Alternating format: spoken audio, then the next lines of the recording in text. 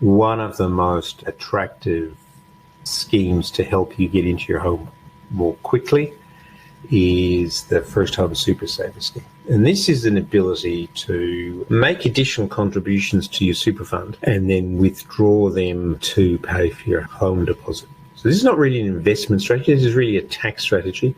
And the government's created this to give you a little bit of a fillip along the way without stimulating too much house price increases across the country. It is a nationwide scheme, so this is a federal government scheme, works through the ATO, that's the Australian Tax Office, and so the qualifications for these are not necessarily the same as for the state-based schemes, whether that's the cash grant or any of the stamp duty exemptions.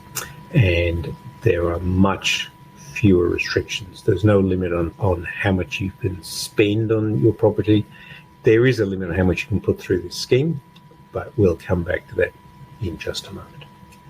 So looking at the concept of why this is free money for first home buyers is that it really involves just taking some of your savings, putting them into your super fund, and then pulling them back out when the time is right. So it's not extra investment, you're not taking any investment risk, it's not withdrawing your normal super. These are extra contributions that you put in and then take out. And that creates a tax benefit. And it allows you, therefore, to save your deposit faster with the same impact on your monthly budget. And that's quite important. So let's have a look at an example. This is a worked example. So let's assume that you earn $1,526 in salary that you could take personally. So that's $1,526 out of your normal 50, 60, 70, 80, whatever you do in factor.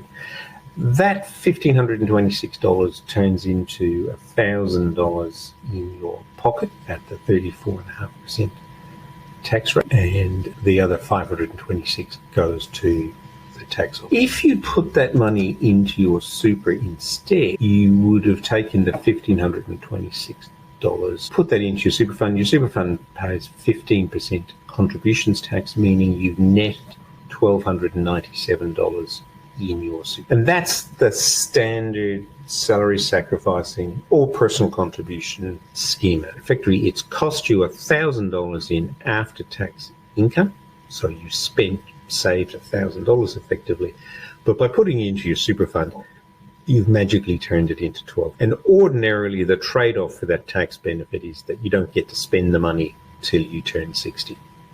In the case of the First Home Super Saver Scheme, though, there is a condition under which you can take it out, and that is to buy your first home. And so now let's have a look at what happens when you take it out. When we want to take that $1,297 out to pay the deposit on our first home, there will be some tax. So it's added into your income, so into your taxable income, that is, and so you would ordinarily pay 34.5% of that $1,297 in tax.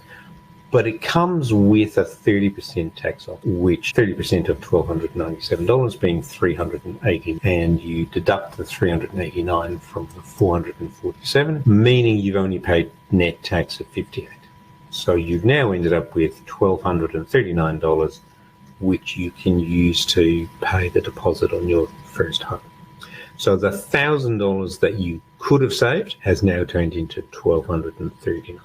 And that's just on $1,000. So looking back at that in summary, $1,526 of pay could have been $1,000 in your pocket, ends up as $1,297 in your super fund, and when it comes out, it's worth $1,239, saving you, or adding $239 to your deposit.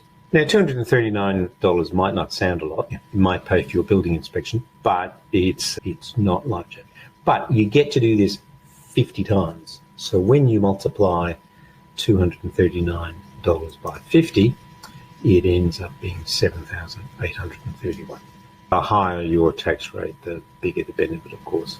And so that's the benefit that's available for the maximum contribution of $50,000. So the limit is no more than $15,000 in any 1 year, and no more than $50,000 in total. You're still, of course, limited to the normal $27,500 of annual contributions, which includes what your employer would normally do.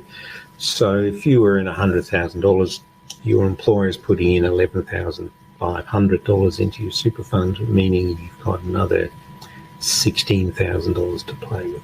So that's not a limit. But if you're earning $200,000, your employer is putting in $22,000. So it'll take you a bit longer to get to the maximum. It is possible to do these with non-concessional contributions, but the deal's not quite so attractive. So as long as you've got available concessional limit, that's what you should do, even if it does take it over a few more years. Over 250, you will be subject to what's called Division 293 tax, where you pay not 15% going into your super fund, but 30% on your contributions. That's where it starts not being particularly attractive. Broadly, if you earn between about $45,000 a year and $200,000 or so, that's where this scheme works. And it's almost a no-brainer for people in that range. Cool. So moving on from that then is what's the catch? The catch is you can only do it once. You do need to be an Australian citizen or Kiwi, a permanent resident. You can't do more than $15,000. $50,000 a year, $50,000 overall, and not all super funds participate. Most do, but not all. It doesn't work if you're in a defined benefit scheme, but that doesn't apply to too many people these days, at least certainly not too many first home buyers these days. But that's where your Sherpa can help. So it's a really good opportunity to review your super fund and make sure that it's in the right place and invested in the right thing. So doing those two things at the same time is a really good way to get going.